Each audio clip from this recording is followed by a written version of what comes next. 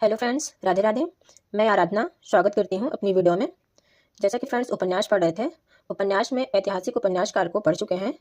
आज हम प्रयोगवादी या आधुनिक बोधवादी उपन्यासकार को देखेंगे। तो फ्रेंड्स स्टार्ट करते हैं। प्रेमचंदोत्तर युग के वे उपन्यास जिनमें समसामयिक विषय वस्तु राजनैतिक आर्थिक सामाजिक दृष्टिकोण है, उन्हें प्रयोगवादी या आधुनिक बोधवादी उपन्यास कहते हैं। वे उपन्यास जिनमें आधुनिक समस्याओं का नवीन भाषा शैली में चित्रण किया गया है। प्रयोगवादी या उपन्यासकारों का आरोही कालानुक्रम। प्रयोगवादी या आधुनिक बोधवादी उपन्यासकारों का आरोही कालानुक्रम।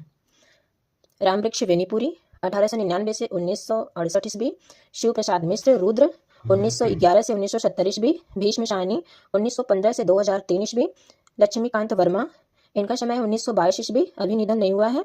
मोहन राकेश 1925 से 1972 ईस्वी, कृष्णा शोभती 1925 से 2019 ईस्वी, सर्वेश्वर दयाल सक्सेना 1927 से 1983 ईस्वी, निर्मल वर्मा 1929 से 2005 ईस्वी, राजेंद्र यादव 1929 से 2013 ईस्वी, श्रीकांत वर्मा 1931 से 1986 ईस्वी, मन्नू भंडारी 1931 से 2022 ईस्वी, कमलेश्वर 1932 से 2007 ईस्वी, मनोहर श्याम जोशी 1933 से 2006 ईस्वी, नरेंद्र कोहली 1940, अभी निधन नहीं हुआ है, सुरेंद्र वर्मा 1941 ईस्वी। भीष्म शाहनी प्रयोगवादी उपन्यासकार हैं। इनका जन्म 1915 ईस्वी रावलपिंडी पाकिस्तान में हुआ था। निधन 2003 ईस्वी दिल्ली में हुआ था।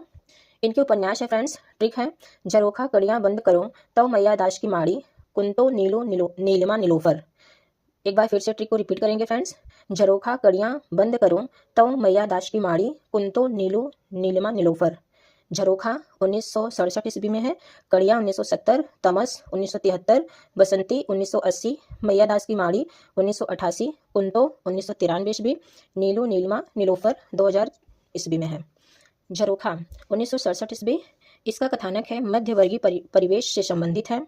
इसमें भीष्म साहनी की निजी जिंदगी का भी चित्रण किया गया है। एक आर्य सामाजिक परिवार की कहानी पर आधारित है। कड़ियाँ 1970 ईस्वी में है। दाम्पत्य जीवन की कटुता के कारण स्त्री की असहाय स्थिति का मार्मिक चित्रण हुआ है। तमस 1973 ईस्वी में है। तमस का अर्थ होता है अंधकार। भारत विभाजन के विभीषिका एवं सांप्रदायिक उन्माद का चित्रण हुआ है। कथानक 2 खंडों में विभक्त है। तमस का कथा क्षेत्र पंजाब है। 5 दिनों की कहानी का वर्णन है इसमें।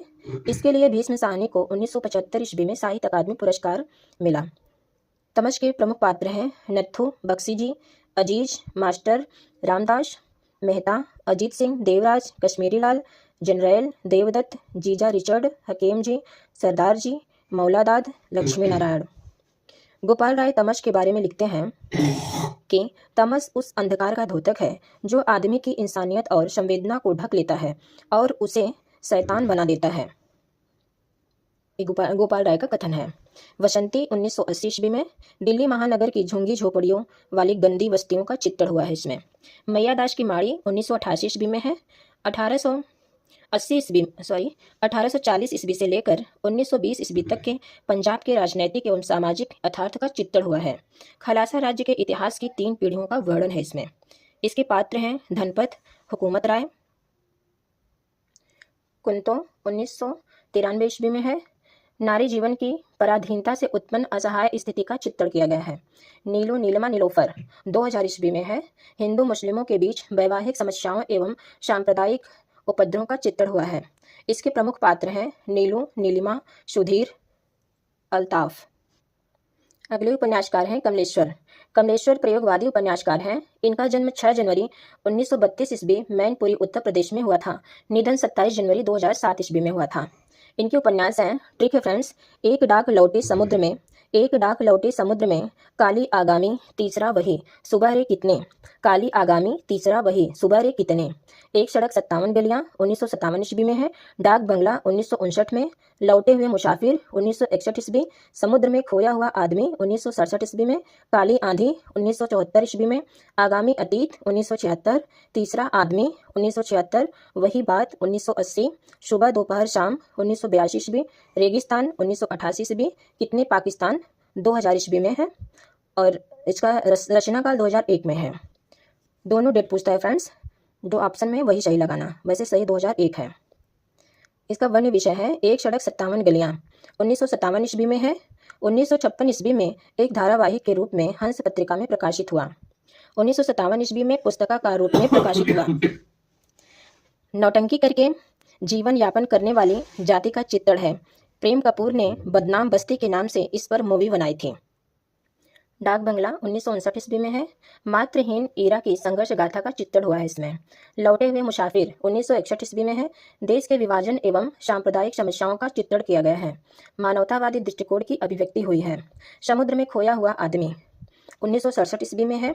क्लर्क श्यामलाल इसकी पुत्री तारा के संघर्ष के माध्यम से पारिवारिक विघटन का चित्रण हुआ है। काली आंधी 1974 ईस्वी में है। स्त्री के राजनैतिक एवं पारिवारिक द्वंद्व का चित्रण हुआ है। साथ ही भ्रष्टाचार की समस्या का भी चित्रण है इसमें। कितनी पाकिस्तान 2000 ईस्वी में है।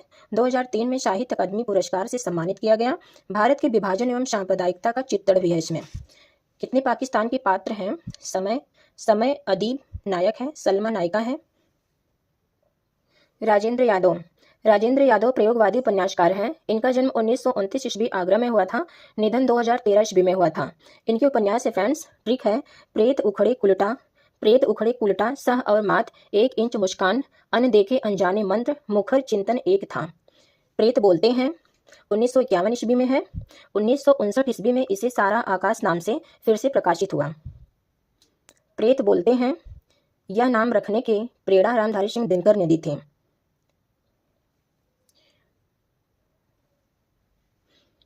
प्रेत बोलते हैं सेनानी करो प्रमाण अभय भावी इतिहास तुम्हारा है, ये नखत अमा के बूझते हैं सारा आकाश तुम्हारा है। ये दिनकर की पंक्तियां हैं, सामधेनी से ली गई हैं। असफल दाम्पत्य जीवन का चित्रण हुआ है इसमें। उखड़े हुए लोग 1956 ईस्वी में है। कुलटा 1958 में। शाह और मात 1959 ईस्वी। 1 इंच मुस्कान 1963 ईस्वी। इसको मन्नू भंडारी के साथ मिलकर लिखी है। मन्नू भंडारी और राजेंद्र यादव ने 1 इंच मुस्कान को मिलकर लिखा है। अनदेखे अनजाने पुल 1963 ईस्वी। मंत्रविद्ध 1967 ईस्वी। मुखर चिंतन 1967 ईस्वी। एक था शैलेंद्र 2007 ईस्वी। इसके विशेष तथ्य हैं उखड़े हुए लोग राजनीतिज्ञों की असीलियत का चित्रण हुआ है। सह और मात एक कहानी लेखिका के प्रेम का चित्रण हुआ है। यह जो है डायरी शैली में लिखा गया है। 1 इंच मुस्कान अमर रंजना और अमला पात्र है के प्रेम का चित्रण हुआ है। अनदेखे अनजाने पुल इसमें कुरूप लड़की की कुंठित मानसिकता का चित्रण हुआ है। ओके फ्रेंड्स, अगले उपन्यासकार हम नेक्स्ट वीडियो में देखेंगे। तो फ्रेंड्स मेरी वीडियो कैसी लगी आप लोग कमेंट के माध्यम से जरूर बताना। राधे राधे।